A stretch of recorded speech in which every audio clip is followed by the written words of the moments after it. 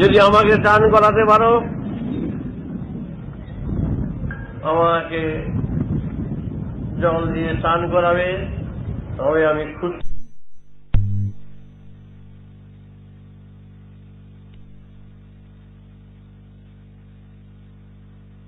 যদি আমাকে স্নান করাতে পারো,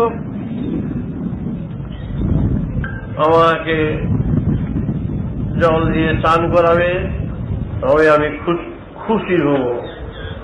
দেখো না, হাজার হাজার লোক বাঁকে করে জল আনে, ভোলানাথ ভোলানাথ করে পার করে, ভোলানাথ পার করে জল নিয়ে আসে, আর সবাই শিবের মাথায় জল ঢালছে। সেই জল কিসের জন্য তিনি ব্যবস্থা করলেন? সমস্ত জায়গায় জায়গায় জলের ব্যবস্থা করে সমস্ত জমি চাষবাস সুফল ফলালেন।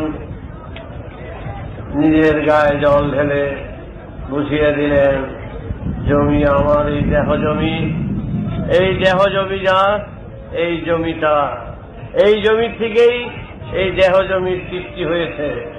সুতরাং ওই জমিতে জল দিলেই আমার মাথায় দেওয়া হবে, তোমরা নিশ্চিন্ত মনে চাষ করে যাবে। সুতরাং তিনি কারোর সাথে বিবাদ করতে যেতেন না, কারো অসুবিধার সৃষ্টি করতেন না। তিনি এমন জিনিস ব্যবহার করতেন, তার জিনিসের উপরে কারো হিংসা হতো না, কারো রাগ হতো না, সেই সব জিনিসই তিনি ব্যবহার করতেন।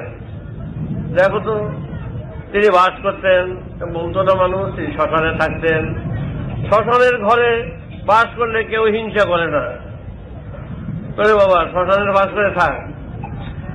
আর শ্মশানের মরার কাপড় নিয়ে কেউ ভাগাভাগি নিয়ে কেউ ঝগড়া করতে যায় না। ওই কাপড় দিয়ে পরিষ্কার করে তিনি পরেন, তার গিন্নিকেও দেন। গিন্নি হলেন ভগবতী, পার্বতীকেও তিনি দেন। কি খুশিতে এমন স্ত্রী কয়জনের মিলে, যে কি খুশিতে সেই মরার কাপড়গুলো ধুয়ে পরিষ্কার করে ভাঁজ করে নিয়ে তিনি নিজ হাতে নিয়ে পার্বতীকে দেন, এই নাও, আজকে এই কাপড় পেয়েছি, তুমি পরবে। কত আনন্দে আত্মহারা হয়ে তোমাদের যেমন তোমাদের স্ত্রী পুত্র বোনকে বেনারসি শাড়ি, ভালো শাড়ি, সিল্কের শাড়ি, তাঁতের শাড়ি, কত শাড়ি আছে নাম, যেমন দিলে তারা খুশি হয়। আর অমুক বেড়াটা মরে গেছে, তেমুকে মরে গেছে, সে মরার কাপড়গুলো এই দেয়, তার চেয়েও সে বেশি খুশি হয়। আমাদের ঘরের লোকেরা যদি কোনো মরার কাপড় ধুয়ে দিয়ে কোনো স্ত্রীকে দেয়, সে স্ত্রী যখন হাঁটা শুরু করে দিব, এবং স্বামীরে দিব, তুমি গলা দড়ি দিয়ে কে মরো, কি লয়ে এসো তুমি, তুমি তোমার যদি রোজগার করতে না পারো, গলা দিয়ে দিয়ে মরো, এই মরার কাপড় নিয়ে সারবেলা বুঝে আমি বেরোবো। তো বুঝো, তোমরা স্ত্রী আর সেও আসলে স্ত্রী। সুতরাং তোমরা বলবা ঝগড়া বিবাদ, আর ওই স্ত্রী আজ ভগবতী দশভুজা, তিনি পান সবার বুঝা। চিন্তা করে দেখো কেমন ভাবে তিনি দিন কাটিয়েছিলেন। আর তোমরা খোপায় বাঁধবা, পকেটে দিবা গোলাপ ফুল, কত সুন্দর সুন্দর ফুল, দেখলে মানুষ তাকিয়ে থাকবে। আর সে ফুল ব্যবহার করবে যেখানে শিয়ালে পায়খানা করে, মানুষের যেখানে যায়, ধুতরা ফুল, আকুন্দা ফুল, যত রকম নোংরা জায়গায় থাকে, সেই ফুলগুলি নিয়ে তিনি ভালোবেসে পূজা গ্রহণ করেন। আর এমন ফল তিনি ব্যবহার করেন মানুষের সমাজে কাউকে কেটে দেওয়া যায় না, আপেলও না, আঙ্গুরও না। ভদ্র সমাজে ওই ফল কাউকে দেওয়া যায় না। বসেন বসেন, আপনার দুটা বেল কেটে দিই, কারো দেওয়া যাবে না ভদ্র সমাজে। আর এই বেল পয়সা খেতে হয়, কি দাঁড়িয়ে মুখে ঠোঁটে হাতে সব জায়গায় লাগে, খান তিনি বেল। এমন সমস্ত ব্যাপার যে কারোর রাস্তায় কারো বলে না। কেন তিনি এগুলো করতেন? তিনি বলতেন, দেখো যেগুলো সবাই যাকে অবহেলা করে, তুচ্ছ করে, তাদেরই বুকে টেনে না, তাদেরই কাছে টেনে নাও, তবে তোমার তারা আপন হবে। তোমরা তো তা করো না, কাছে তো সবাইকে টানো না। তিনি তাই সবাইকে ফুলের মতন, ধুত্রা ফুল, আকন্দা ফুল, ধুত্রা গোটা, এই হলো ফল। একটা ভদ্রলোকের কয়েকটা ধুত্রা গোটা দিয়া পরিবেশন করলে ভদ্রলোক উঠে দৌড় দিব, সুতরাং হবে না। তার কাছে তাই দেওয়া হয়, তাই তিনি সাদরে গ্রহণ করেন এবং সেইভাবে তিনি সবাইকে জনক সমাজে সেইভাবে সবাইকে সাদরে, যারা অবহেলিত, তুচ্ছ, দরিদ্র, কাঙ্গাল, সবাইকে তিনি ফুলের মতন কাছে টেনে আপন করে নিয়েছিলেন। এই আপন করার ফলে সবাই শিব ছাড়া জানত না। শুধু তাই নয়, আবার এমন অবস্থা তার হয়েছিল, পার্বতীর ভগ্নীর পতিরা তারে পাত্তা দিত না, যা খুশি তা বলতো। ভগ্নীরা ভগ্নীকে কথা শোনাতো, ও থেকে এক পাগল ধরে লয়ে এস, আর স্বামী খুঁজা পাস নাই, এরকম স্বামীকেও বিবাহ করে। কত কথা শুনতে হতো। এক মা ছাড়া নিজের বাপ তাও কত কথা শোনাছে, সবাই কথা শুনিয়েছে, এই স্ত্রীকে কথা শুনিয়েছে, সে অন্ত নাই। কিন্তু কেমন স্ত্রী বোঝো, সব সময় চোখ বুঝে সব শুনতেন, আর স্বামীর চরণ ধরে বলতো, ক্ষমা করুন, স্বামী নিন্দা শুনতে হয়, আমার যেন পাপ না হয়। এইভাবে তিনি দিন কাটিয়েছেন। খাওয়া জোটে না, কিচ্ছু না, খাওয়ার জন্য তিনি ভিক্ষা করার জন্য বলতো, কিছু চাল জোগাড় করে নিয়ে এসো। বসে থাকতেন। অনেক সাধু মেলায় যেতেন, সবাই বলতো তুমিও বসো, গামছা বিছিয়ে বসো। তিনি বসতেন গামছা বিছিয়ে সবার কথায়। সব সাধুরা চাল ডাল তেল সবই পেত, শেষ বেলায় শেষ কপালে গিয়ে এক মুঠো ধুলাবালি দিত হয় দিত, একবার বোঝাই করে মাথায় করে নিয়ে আসলো। কি দিল দেখলো না, বাড়িতে এসে বলল, পার্বতী আজ আমি অনেক পেয়েছি, আমি চোখ বুঝেছিলাম, আমি আজ অনেক পেয়েছি। পার্বতী, আমি যাই, আমি স্নান করতে যাই, তুমি রান্না করো। পার্বতী মনে করলো আমার স্বামী অনেক নিয়েছে। পার্বতী সুন্দর উনানে জল বসিয়ে দিল, তারপরে গামছা গাঠি খুলতে শুরু করলো। গাঠি খুলে দেখে কাকড় আর যত রাস্তার নোংরা, গামছা ভর্তি। দুঃখের সীমা নাই, বলার কিছু নেই, বলতেও পারছে না। এইভাবে তার দিন কাটত, দিন চলত, যার অভাব নাই। মানুষ যার স্পর্শে সব কিছু উদ্ধার হয়ে যায়। সে কারোর বাড়ির উপর দিয়ে গেলে বাড়ির লোক গোবরের ছিটা দেয়, শিবের গায়ে পর্যন্ত গোবরের ছিটা দিচ্ছে। আমরা মরার কাপড় বলে আছে, গোবরের ছিটা দেয়, গোবরের ছিটা দেয়। স্বামী স্ত্রী দুজনে গেলেই গায়ে গোবরের ছিটা দিত। বুঝো আমরা কি অভাগার দেশে বাস করি, যার স্পর্শে সব কিছু সম্ভব, তারে গোবর ছিটা দিয়া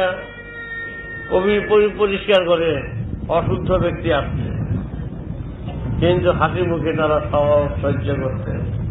তার ভক্তেরা নির্যাতিত, যে জমিগুলি উদ্ধার করলেন পরিশ্রম করে, জমিদাররা সব জমিগুলো দখল করে নিয়ে গেল তাদের মারপিট করে। বোঝো কি কষ্ট স্বীকার করতে হয়েছে তার। তারপরে তিনি নিয়ে যেত যারা ব্যবসা বলে, এই জায়গায় বলে কুচুনি পাড়া। প্রভুকে গান শোনায়, নাচ দেখায়, মেয়েরা নাচ দেখাইতেছে, গান দেখাইতেছে, ভোলানাথ তো বয়ে বয়ে নাচ দেখে ওই সমস্ত মেয়ে লোকদের, যারা মেয়ে লোকগুলো ব্যবসা যারা করে। ভগ্নিপতিরা জানতে পারলো তিনি ওই বাড়িতে যায়, ওইসব বাড়িতে মহাদেব যাচ্ছে, নিন্দা রটে দিল। আরে সব গুণ আছে, ওই ব্যবসা বাড়িতেও যায়।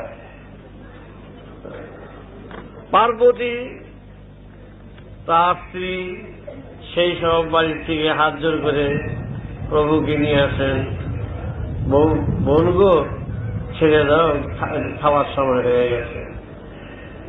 কি ভক্তি, কি শ্রদ্ধা করত! তোমাদের মতন পিছনে লাগতো না, সন্দেহ করত না। যে সন্দেহের বেরাম কই গেছিল, রাত রইল কেন, এই যে পিছনে লাগা, এটা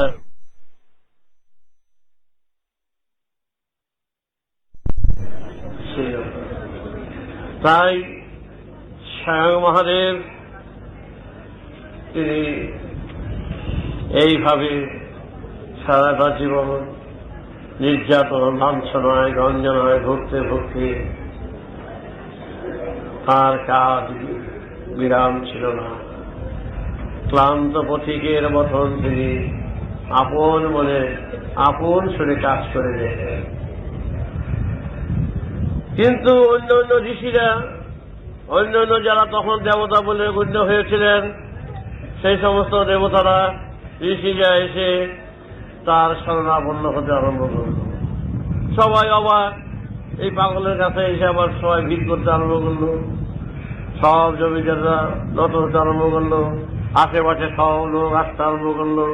তার উদারতা, তিনি চেয়েছেন সমাজকে যেই পিঞ্জরে, সংস্কারের পিঞ্জরে রয়েছে, এই পিঞ্জর থেকে মুক্ত করতে হবে সমাজকে, মুক্ত আকাশে ছেড়ে দিতে হবে, মুক্ত পাখির মতন। আমি সেই প্রচেষ্টায় আমার ধ্যান জ্ঞান, তিনি সেইভাবে পরিশ্রম করে চলেছেন।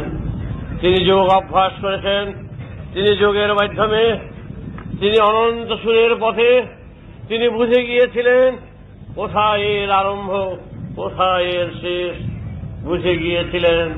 পার্বতীকেও সেই পথ দেখিয়ে দিয়ে তাকে দেবী বলে আখ্যা দিয়েছিলেন। তাই আজ তার স্ত্রী, তার কত সম্মান, পার্বতীর পূজা, দশভূজার পূজা, সে ভাষায় ব্যক্ত করা যায় না। তার জন্মতিথি চতুর্দশী, তার ব্যাখ্যায় আখ্যা দেওয়া যাবে না। সাধারণ লোকেরা তাকে সংস্কারের বসে বলে যে পার্বতীকে কাঁধে নিয়ে সব জায়গায় ঘুরেছে। এই কথাটা যেমনি বলছে ঠিক, ব্যবহারিক জগতে কথাটা ঠিক তার উপরে প্রযোজ্য নয়। তিনি কেন পার্বতীকে কাঁধে নিয়ে একেবারে পাগলের মতন ছুটবে? পার্বতীকে কাঁধে নিয়ে যায় না, তার সেটা প্রয়োজন নেই। সতীর সতীত্বকে রক্ষা করার জন্য তিনি সদা সর্বদা ব্যস্ত। সেই সতীত্বকে রক্ষা করার জন্য যে স্বামীর জন্য তিনি কিভাবে প্রাণ দিলেন, স্বামীর জন্য কিভাবে তিনি যা কিছু করলেন, সেই সতীত্বকে বজায় রাখার জন্য 51টা পীঠস্থান করলেন। এই কথাটা এই নয় যে তিনি পাগল হইয়া একেবারে পার্বতীর জন্য ছোট আর বিষ্ণু বৈশা বৈশা কেটা কেটা পর্দা করে দিল, সেটা হইল গল্পের কথা। সতীর সতীত্ব, তার যে আভিজাত্য, ব্যক্তিত্বকে কিভাবে সম্মান দিলেন, কিভাবে রক্ষা করলেন। এবং তিনি বললেন যে মানুষের মনুষ্যত্ববোধ যে জাগাবে, মানবতাবোধ যেই জাগাবে, এবং জাগাবার জন্য সবাই সক্ষম, জাগাতে সবাই সক্ষম। এখানে ভাগ্য কপালের প্রয়োজনতা হয় না, প্রত্যেকেই পারে। জন্ম যে দিয়েছে সেই পারবে, সেই দেবতা হতে পারবে, সেই শিব হতে পারবে। সুতরাং আমি শিব, আমি বড়, এই কথা ঠিক নয়। কেউ বীজ, কেউ অঙ্কুর, কেউ গাছ, কেউ ফুল, কেউ ফল।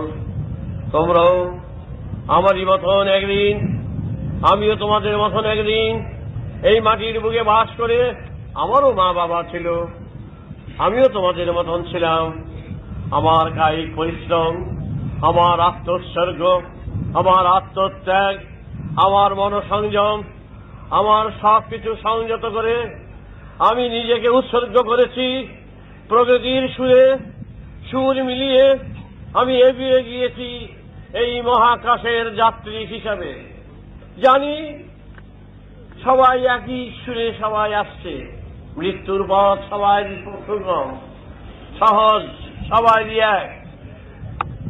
কেউ নতুন দৃষ্টান্ত স্থাপন করতে পারল না, সবাই চলে আসছে, দুটো চারটে বাচ্চা দিয়ে চলে যাচ্ছে। আমি চাই এই লক্ষ লক্ষ কোটি কোটি বছর এই অগণিত গ্রহ নক্ষত্র, কত জীব, কত জন্তু, কত কিছু রয়েছে, তার ভিতর থেকে আমি আমার সুরকে জাগাবো, অসুর বৃত্তিকে নিবারণ করে, বারণ করে আমি আমার সুরকে জাগিয়ে অনন্ত সুরের পথ পরিষ্কার করব। এটা আমার মানবিকতা, আমার মানবতা, আমার নিষ্ঠা।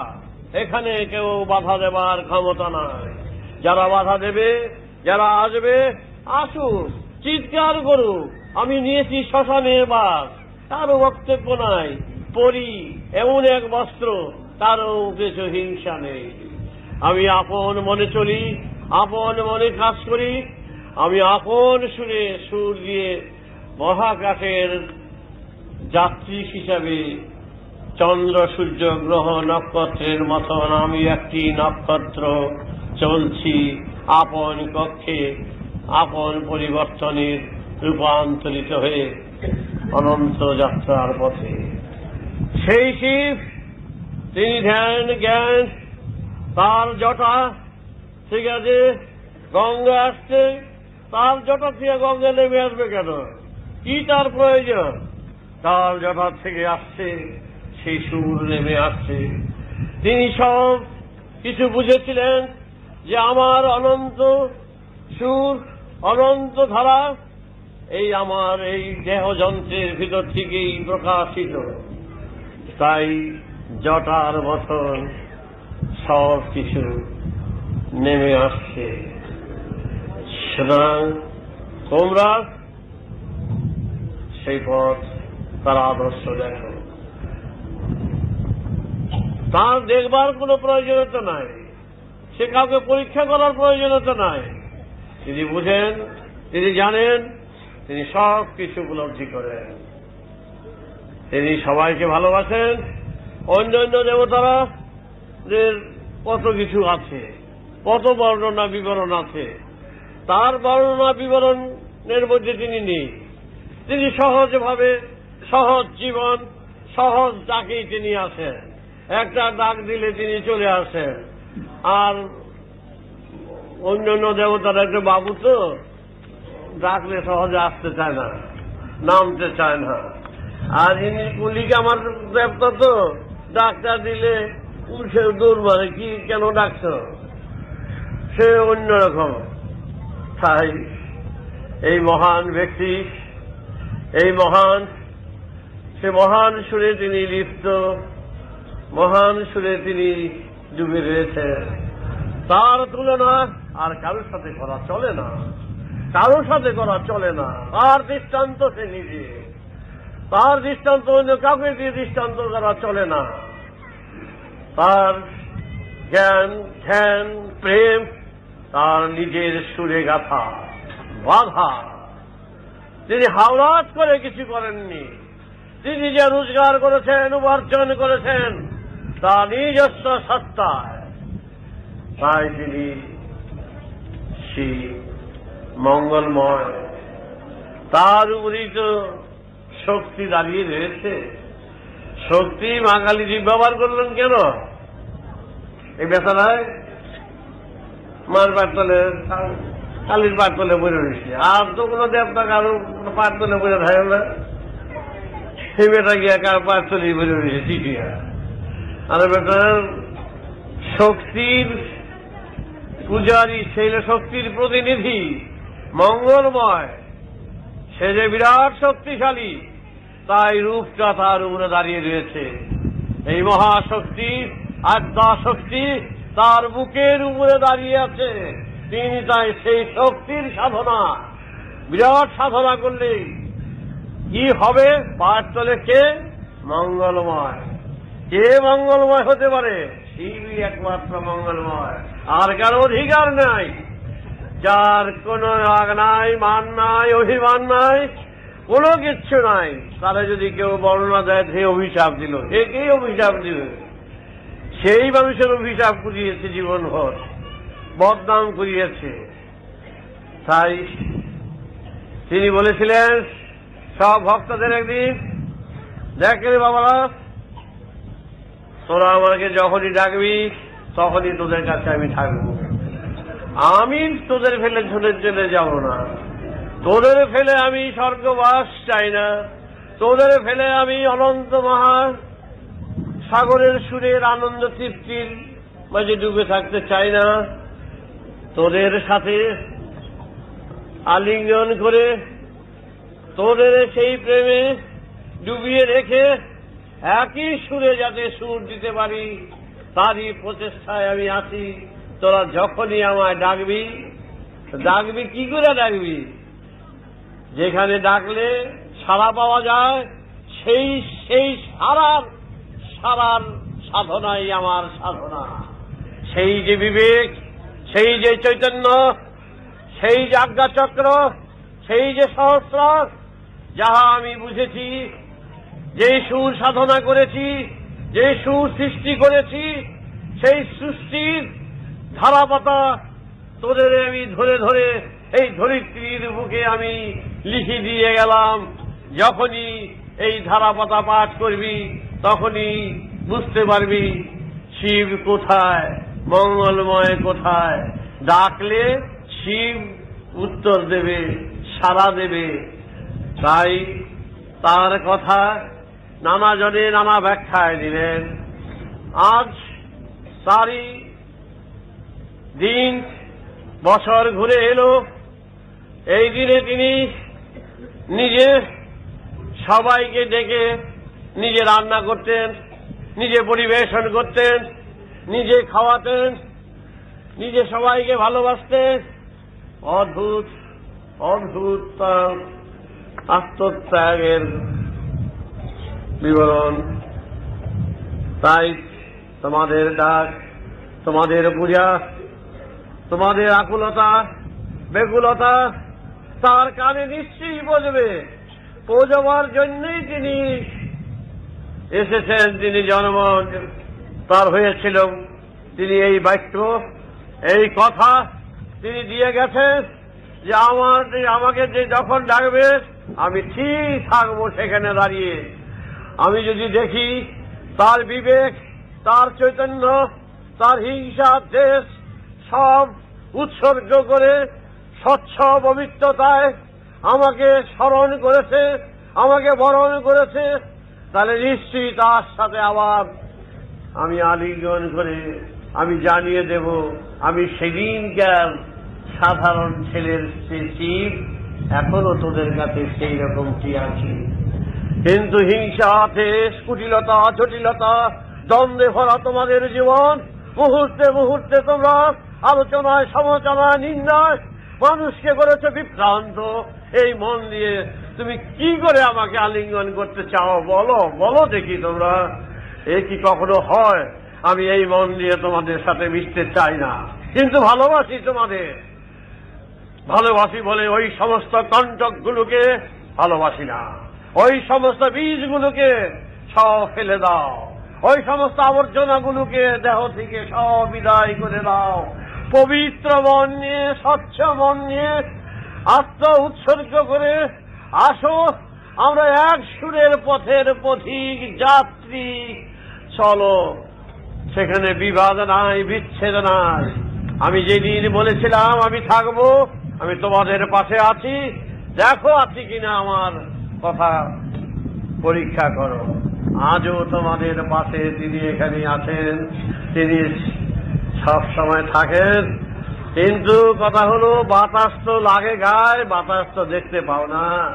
জল তো উড়ে নিয়ে যায় আকাশের বুকে, জল তো উঠতে দেখো না, পড়তেই দেখো। তাই তিনিও তার মহান আশীর্বাদ, তার স্বচ্ছ পবিত্রতার সুখ তোমাদের মধ্যে রয়েছে, সম্মুখে রয়েছে। কোন বেশে রয়েছে কে বলতে পারবে? বলার অসম্ভব। কিন্তু তার কথা হলো, যেখানেই আমাকে স্মরণ করবে সেখানে আমি থাকবো। এটাই হলো তার কথা। আজ এই থাক শিব চতুর্দশীর, তার আশীর্বাদ তোমরা ধন্য হও। আমি তোমাদের ঠাকুর পরম পিতা, আমি আজ তার হয়ে তোমাদের কাছে, তার কাছেই প্রার্থনা জানাচ্ছি। তিনি মঙ্গলময়, সবাইয়ের মঙ্গল করুন। তিনি সবাইকে ভালোবাসেন, সবাইকে তিনি কাছে চান, সবাইকে তিনি দেখতে চান, সবাইকে তিনি নিজেকে দেখাতে চান।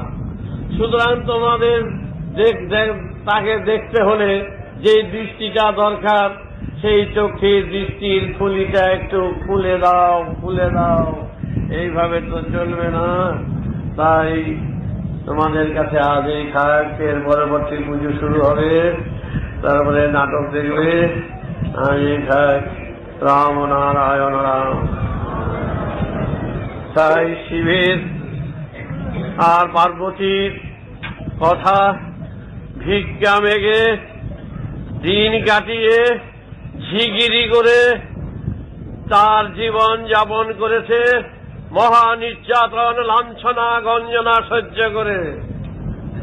তোমাদের পরম পিতা সেই রকম আঘাতের পর আঘাতে জর্জরিত হয়ে যাচ্ছে। তোমরা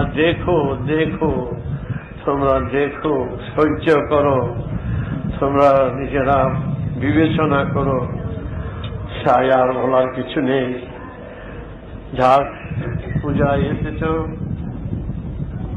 একদিকে শিব, একদিকে গঙ্গা, আর একদিকে গুরু, তিনটা দর্শনে তোমরা হীরা, পিঙ্গলা, সুষন্না, আজ্ঞা চক্র তোমাদের খুব প্রস্ফুটিত হও।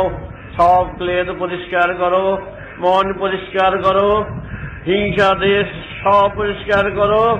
মৃত্যু যখন অনিবার্য, পথিক আর কয়দিন এখানে আমরা থাকবো বলো? কার আশায় বসে থাকবো? টিকিট তো কিনে বসে রয়েছি প্ল্যাটফর্মে, কার গাড়ি কখন চলে আসে ঠিক নাই। যাক, আজ সেই কথা।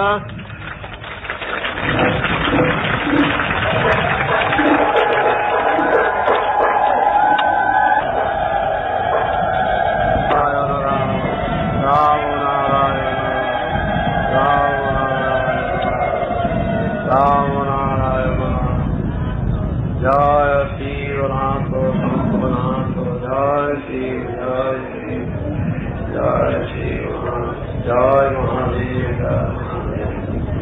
আমি দেখো দিকে পূজা করতে যাই না, পূজার ঘরে যাই না, কোন তার মধ্যে আমি নিজ হই না। করলে যারা করে আপত্তি করি না, শুধু ব্যাখ্যা বলে দিলাম শিব সম্বন্ধে। অল্প বিস্তর অনেক বলার ছিল, 100 ভাগের 1 ভাগও বললাম না। মোটমাট সাগরের বর্ণনা সাগর নিজে, মহাকাশের বর্ণনা মহাকাশ নিজে, শিবের বর্ণনা শিব তার নিজে। একে এখানে ব্যাখ্যা দিলে তাকে ছোট বলে দেওয়া হবে, তার ব্যাখ্যা এখানে চলবে না, তাকে কোনো কিছু দিয়ে তাকে গল্প দিয়ে তাকে চলবে না, তার ব্যাখ্যা থেকে তোমরা শিবের কাছে আছো, তোমরা শিবের সান্নিধ্য লাভ করো, শিবের কৃপা লাভ করো, শিবের দৃষ্টি লাভ করো। শিব তোমাদের ভালোবাসেন, তিনি তোমাদের চান, তোমরাও তাকে চাও। এটি আমি চাই। আমি তোমাদের পরম পিতা হিসাবে এটুকুনি জানাতে চাই, আর কিছু না। আমি হয়েছি ইঞ্জিনের মতন তোমাদের বগিতে টেনে নিয়ে পৌঁছিয়ে দেওয়াই আমার কর্তব্য, এছাড়া আমার কিছু নেই। বগিতে চড়াবো, তালা দিয়ে চাবি দেব, খ্যাচ খ্যাচ খ্যাচ খ্যাচ করে নিয়ে চলে যাবো, কিচ্ছু। আচ্ছা, রাম নারায়ণ রাম। কর্মই ধর্ম, বলো কর্মই ধর্ম, কর্মই ধর্ম। আচ্ছা, পূজা কখন আরম্ভ হবে? এখনই মানে আরম্ভ হবে, জানি না। এরপরে কি দেখাবে নাটক, বসে মনোযোগ দিয়ে নাম জপ করো, স্মরণ করো।